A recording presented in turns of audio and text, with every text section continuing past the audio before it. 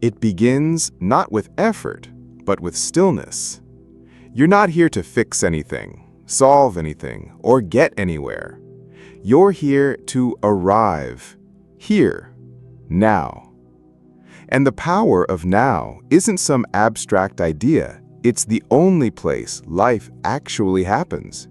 Every breath, every sound, every heartbeat, it all unfolds here, in this quiet moment that too often slips away unnoticed. The mind will try to wander, pulling you into memories of yesterday or worries about tomorrow. But the present moment waits patiently, always available, always open. This is the beginning of true transformation, not through struggle, but through awareness. Most people live as if life is something they'll eventually arrive at, a future where everything finally makes sense, where happiness is guaranteed. But that future never comes, because the only time you'll ever experience is now. The mind tries to convince you that happiness is out there, in the next achievement, the next relationship, the next answer. But in chasing those illusions, you miss what's already here. The stillness underneath the noise, the peace behind the thoughts. You don't have to chase life. You just have to stop running from the present moment. There's a voice in your head that never stops talking. It narrates, judges, compares, worries. It pretends to be you, but it's not. You are the one who hears the voice. And that simple awareness, the moment you notice the voice instead of believing it, is the beginning of freedom. That voice lives in time. It replays the past, anticipates the future, but it can't survive in the now.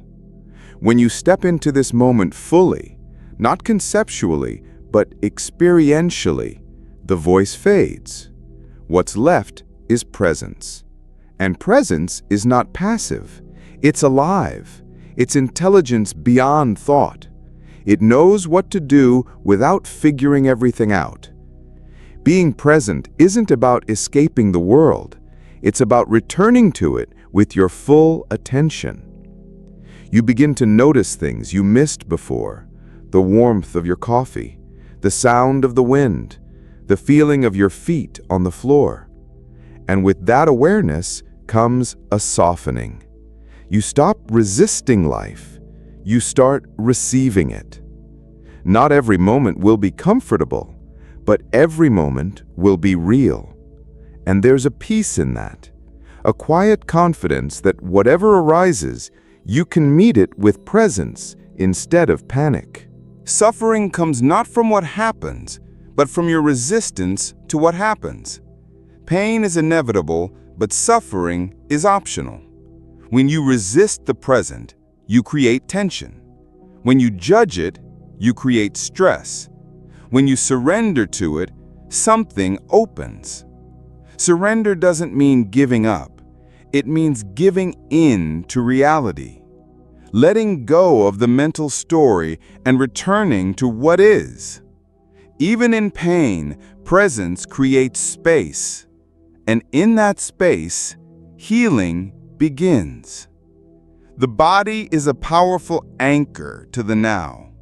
It doesn't think in words, it speaks in sensation. Tension in your chest, tightness in your jaw, warmth in your hands, all are doorways to awareness.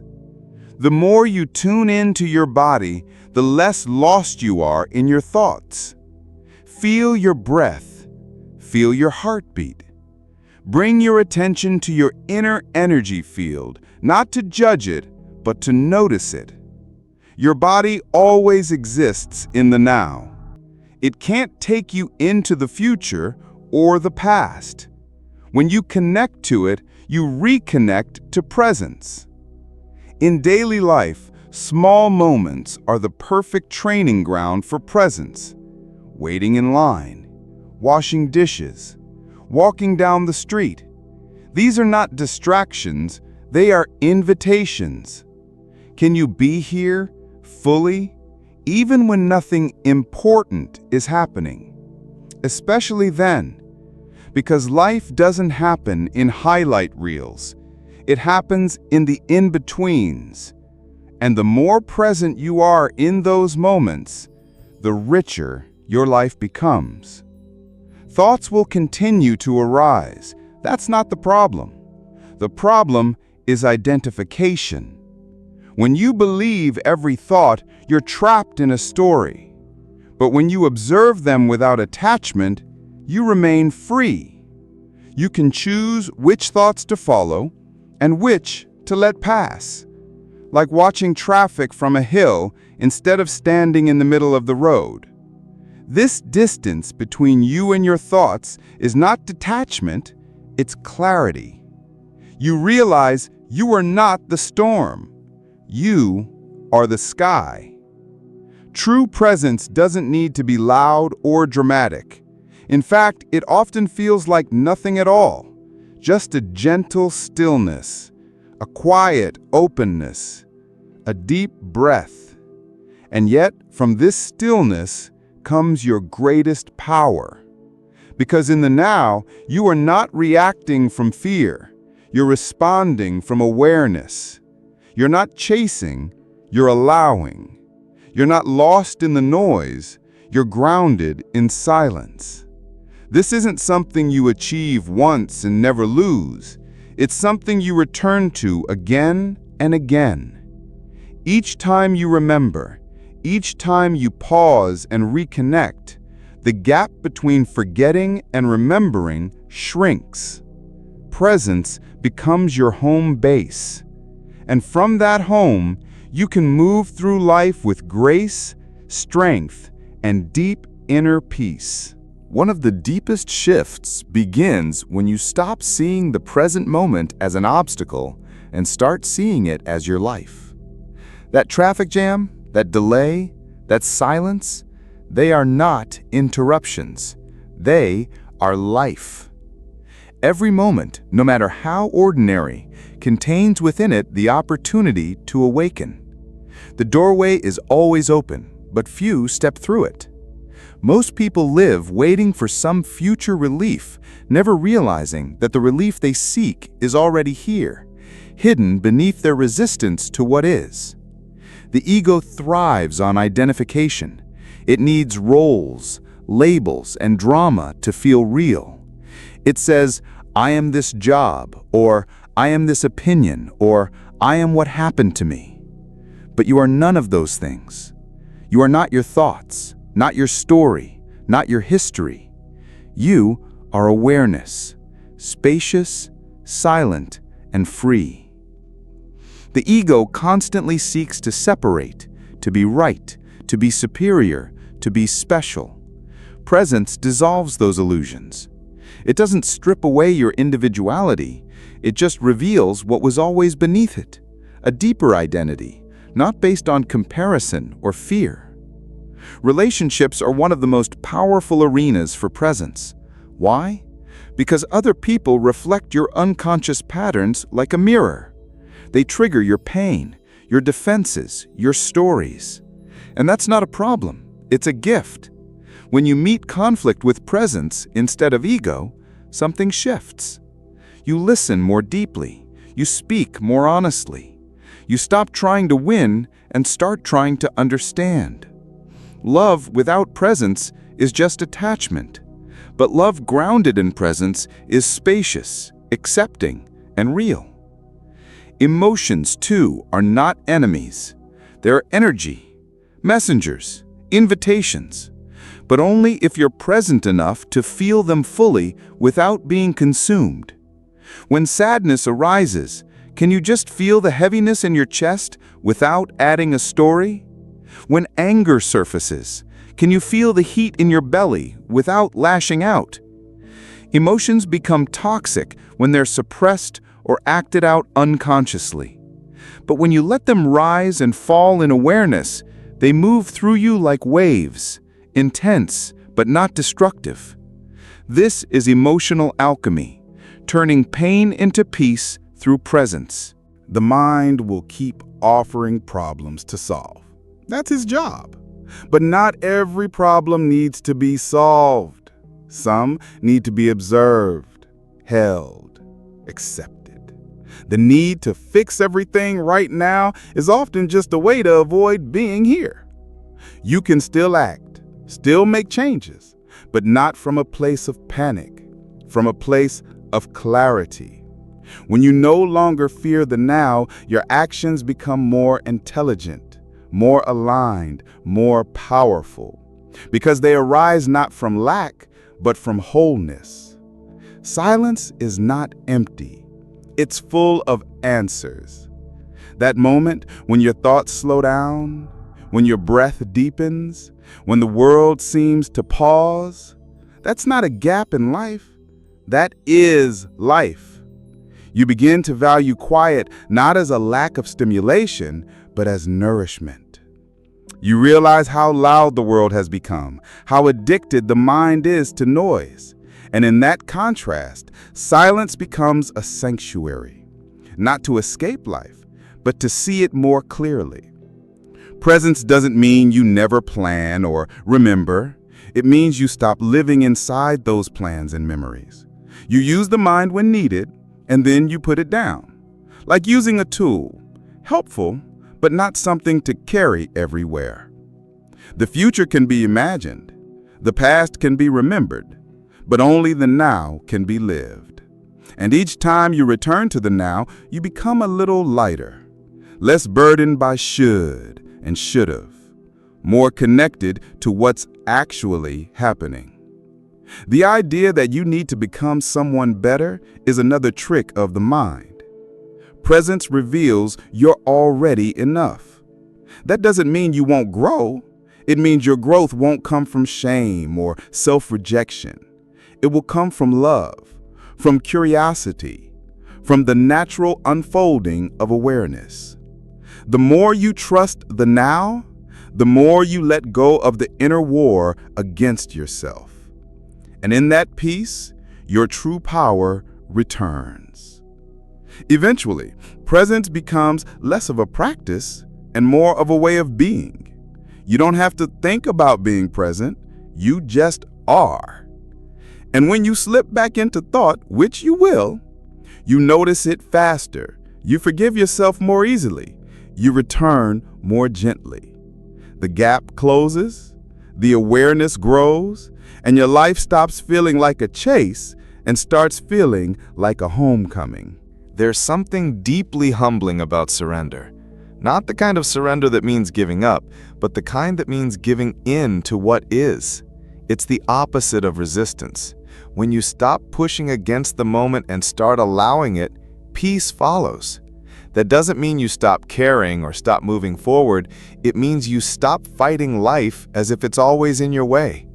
Surrender is the gateway to power, not the power of force, but the power of alignment, of being so rooted in presence that no storm can shake you loose. The present moment has no judgment. It simply is. It's the mind that labels it as good or bad, right or wrong, success or failure. When you stop attaching meaning to every event, you start seeing things more clearly. A setback becomes a pause. A loss becomes a shift. A mistake becomes a message. You begin to trust that life is not happening to you, but through you. That you are not the victim of your experience, but the space in which experience unfolds. And in that realization, you become unshakable. Sometimes awakening doesn't look like light. It looks like grief. It looks like fatigue. It looks like discomfort. That's not a mistake. It's the ego unraveling. The identity you built from fear doesn't go quietly. It clings. It screams. It tempts you to run back to the familiar pain. But if you stay present, if you breathe through the discomfort instead of resisting it, something new begins to emerge. Not a better version of you, but a truer one.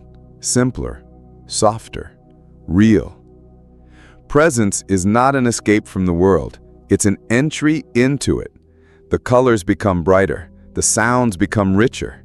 The small things, the breeze on your skin, the weight of your breath, the rhythm of footsteps, start to feel sacred.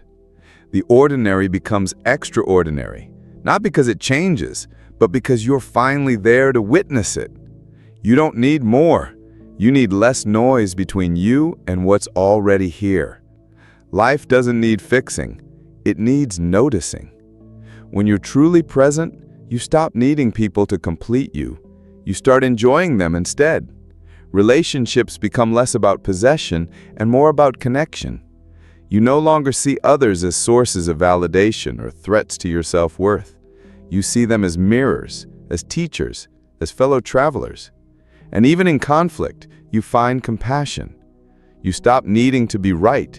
You start needing to be real. That shift alone can heal years of misunderstanding. The body, too, becomes an anchor. It doesn't live in the future or the past. It lives now. Every sensation is a doorway. Every breath is a reminder. When your mind spirals, your body brings you back. That tightness in your chest, that flutter in your stomach, they're signals, invitations to return, to feel, to listen, to inhabit this moment with more presence, not less. The more you live in your body, the less trapped you are in your mind. Time loses its grip when you're present. You still make appointments, you still show up on time, but inside, something shifts. You stop racing the clock. You start moving with rhythm instead of rush. You realize that time is not the enemy, your identification with it is. When you're no longer enslaved by what comes next, you gain access to what's already here. And what's here is always enough if you're willing to be with it fully. Presence doesn't remove pain, it removes the resistance to pain. And that changes everything. Suffering isn't what happens, it's the mind's refusal to accept what happens. When you drop that refusal, when you say yes to the now, pain becomes bearable. It becomes something you hold, not something that holds you. And in that space, healing begins. Not by erasing what was, but by embracing what is. The most radical thing you can do in a world of distraction is to be here. Not partly, not with one foot in tomorrow, but fully, as if this moment is the only moment. Because it is. Everything else is memory or imagination, and while both can be beautiful, they are not where life happens. Life happens now, always now. And the more you remember that, the more peace finds you, not as an achievement, but as your natural state. There's a quiet revolution that happens when you stop trying to improve yourself and start observing yourself. The mind wants progress, goals, constant tweaking, but presence invites awareness, and awareness is transformative in ways effort can never be. You don't fix the dark by wrestling it. You turn on the light. In the same way, you don't need to fight your patterns. You just need to notice them with enough stillness, enough clarity, and they start to dissolve on their own. Letting go is not about loss, it's about space. When you release what no longer serves you, a thought, a judgment, an expectation, you create room for peace to settle in. The now doesn't need you to carry everything from the past or worry about everything ahead. It needs you to be light enough to receive it. Every time you let go, you're saying yes to presence, and every yes opens you wider to life. We often wait for external permission to rest, to be, to just exist without striving. But the truth is, presence grants that permission unconditionally. You don't have to earn stillness. You don't have to deserve peace. You simply return to now. Again and again, not perfectly, not dramatically, just gently, like a breath that finds its way home after being held too long. That return is the practice. That's the power. You'll notice that the moment doesn't require commentary. It doesn't ask to be judged, interpreted, or compared. The moment just is. It's the mind that adds the extra layers. This is boring. This isn't enough. This should be different. But when you remove those filters, you begin to experience life directly, without a story, without a label, just reality. And in that unfiltered presence, something magical happens. You realize that life has always been enough. You just weren't there for it. So much of our anxiety comes from trying to control what we can't. Outcomes, perceptions, timing. But presence dissolves that illusion. It reminds you that the only thing you truly control is your attention. Where it goes, your energy follows. Where your energy goes, your experience shifts. When you choose to place your attention on now, on breath, on body, on what's real, you reclaim your life from the endless spin of what if? You don't have to meditate for hours to touch presence. You just need to pause, to feel the weight of your body in a chair, to notice the sound in the room, to witness your own thoughts without following them. These moments of awareness, tiny as they are powerful enough to change your entire relationship with life. They don't take time. They give you back time you've lost in thought. Sometimes presence feels like nothing. No thrill, no drama, no reward, just stillness. And that stillness can be uncomfortable when you're used to chaos. But stick with it. Breathe into it. That nothing you feel is actually everything you've been running from and chasing after. It's the space where clarity lives, where peace hides, where real life waits patiently for you to notice it. Presence is not passive. It's deeply engaged. It listens with its whole being. It responds without reactivity. It acts without attachment. The more present you become, the more you realize how little force is required to live well. You don't need to push. You need to align with yourself, with the now. And from that alignment, right action naturally arises. It's not forced. It flows. The ego will always try to pull you back into identity, into roles, into stories. I am this. I need that. I must be seen this way. But presence gently reminds you, you are not your thoughts. You are not your feelings. You are not your history. You are the awareness behind it all. And from that awareness, you can watch the ego dance without being dragged onto the stage. You can witness the storm without being swept away.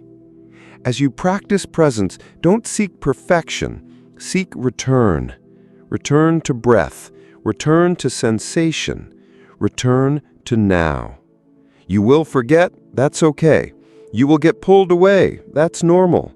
What matters is that you come back, over and over. Every return is a strengthening. Every return is a homecoming. And eventually, the now stops being a concept and starts becoming where you live, not occasionally, but fully. There is a softness to the present moment that often goes unnoticed. We're so conditioned to chase excitement, to seek stimulation, to expect intensity, that the gentle rhythm of now can feel almost invisible. But underneath that quiet stillness lies the most profound truth. You're already complete. You don't need to chase a better version of yourself. You simply need to uncover what's always been here, beneath the noise, beneath the effort, beneath the seeking. When you're present, life stops being a problem to solve and starts being an experience to feel. The tension in your chest isn't something to escape, it's something to notice. The sadness in your throat isn't a flaw to fix, it's a signal to hold with care. Presence teaches you to stay with what's real, even when it's uncomfortable, especially when it's uncomfortable, because that's where the transformation lives, not in avoidance, but in courageous attention. You may think you need more time, more clarity, more progress, but often what you really need is more now. Just one breath, just one full second of not resisting, not analyzing, not projecting, just being. And in that single breath, there is more peace than in all your plans combined. It doesn't mean you stop growing or dreaming. It just means you stop abandoning this moment in pursuit of the next. You live here, now, not later.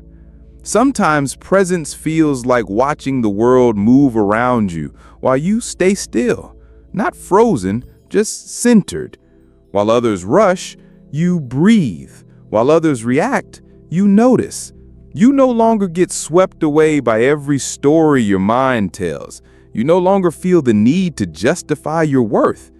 You start recognizing that nothing outside you has ever defined who you are. Your value is not in question. It never was. You learn to trust something deeper than logic. Intuition speaks softly, and only in silence can you hear it. The more present you are, the more you sense what's true without needing proof. You stop outsourcing your knowing. You stop asking the world to tell you what only your soul can answer. You learn to feel your way through life, not just think your way through it. And in that, you discover a wisdom that no book or teacher can give. Only presence can. The mind wants to predict, to categorize, to stay one step ahead. But life rarely follows a straight line. And when you're fixated on how things should be, you miss how they are. Presence invites you to stop waiting for clarity and start living with curiosity. You don't need to know everything. You just need to be available to whatever arises. And when you're truly present, every moment becomes a teacher. Every interaction becomes a mirror. You begin to notice how much energy you save when you stop rehearsing conversations in your head, when you stop reliving old wounds, when you stop imagining worst-case futures. That energy comes back to you. It fills your body. It strengthens your presence. And in that return of energy, you become more alive, not hyperactive, just deeply awake. Like a lake that stops rippling, your inner world becomes clear, still, honest. Presence isn't just spiritual, it's deeply practical. It helps you listen better, love better, live better. It's the difference between reacting from a wound and responding from awareness, between speaking from ego and speaking from truth, between rushing through your day and actually living it. And the more you practice it, the more you realize this isn't about doing less. It's about being more fully here, whatever you're doing. You won't always get it right. You'll forget. You'll fall back into habit. But each time you remember to return, you deepen your connection to life. You begin to trust that the now is not fragile. It can hold your fear, your anger, your joy, your uncertainty. You don't have to protect the moment. You just have to enter it fully. Let it hold you. Let it teach you. Let it show you that peace was never elsewhere. It was just waiting for you to arrive. The world doesn't need you to be perfect. It needs you to be present. Not someday, not when you've healed everything or achieved your goals, but now, exactly as you are. Presence doesn't ask for a different version of you. It asks for your attention, your breath, your willingness to show up and feel. And from that foundation, everything else unfolds, naturally, freely, in its own time. As you keep returning to presence, you start to feel less like you're managing life and more like you're flowing with it. You stop bracing against change. You stop resisting what is. And in doing so, you gain something greater than control. You gain alignment. When you're aligned, life feels less like a struggle and more like a dance. There's still effort, but it's effortless. There's still movement, but it's not forced. You're not pushing your way forward. You're allowing yourself to unfold. You realize that not every question needs an answer right away. Some of them just need space, silence, a soft heart willing to wait. You stop being so quick to label things as problems. You stop measuring your worth by your productivity. You begin to live with a deeper trust that things will come together, not because you forced them to, but because you met each moment with your full self. Your calm became the catalyst. There's a kind of power that comes from no longer needing to fix everything, from no longer needing to fix yourself. When you sit in presence, you stop feeling broken. Not because everything is perfect, but because you're no longer resisting your wholeness. You see clearly, the pain you carry is not a sign of weakness. It's a sign you've lived, that you've cared, that your heart was open. And in the stillness, that pain softens. It doesn't vanish, but it becomes lighter. It becomes part of your depth, not your burden. You notice how often you've tried to outrun discomfort, how often you've tried to escape the present in the name of growth, when real growth is actually rooted in staying, in feeling, in not abandoning yourself the moment things get hard. Presence teaches you to be a safe place for yourself, to sit with your fear and not collapse, to sit with your longing and not rush to numb it, to sit with your uncertainty and not try to explain it away. And that's where real transformation lives, not in escape, but in your willingness to stay. Your breath becomes your anchor, not because it solves anything, but because it brings you back, again and again, back to what's real, back to what matters. Every breath is an invitation to return, not to a version of yourself that's better, but to a version that's more honest, more available, more alive. And the more you return, the more you build trust, not with the world, with yourself. Trust that you can be with what's here, without needing to control it. Eventually, you stop treating presence like a practice and start living it as a way of being. You wake up and check in not with your phone, but with your body. You move through the day with more pauses, more deep breaths, more conscious choices. You speak slower. You listen better. You feel more. Not because you're trying to, because it becomes natural. Because presence stops being something you do and starts being who you are. Even in chaos, you remain rooted. Even in uncertainty, you remain clear. Not because life is easy, but because you stopped abandoning yourself. You stopped outsourcing peace. You stopped chasing someday. And in the quiet of now, you find what you've always been looking for: connection, aliveness, belonging. Not in the future, not in some perfect version of life, but right here, in the breath, in the pause, in the space between thoughts. And that's the great paradox. The more present you are, the less you need. You stop chasing meaning because you realize life is meaningful already. You stop seeking validation because you feel worthy already. You stop rushing toward freedom because you see you were never caged. The door was open the whole time. You just needed to stop running long enough to notice. There's no final destination, no moment where presence is done. It's not a project to complete. It's a home to live in, a way of seeing, a way of being. And as you return, again and again, you find something more precious than answers. You find yourself, not as a concept, not as a role, but as presence itself, vast, open, and infinitely enough.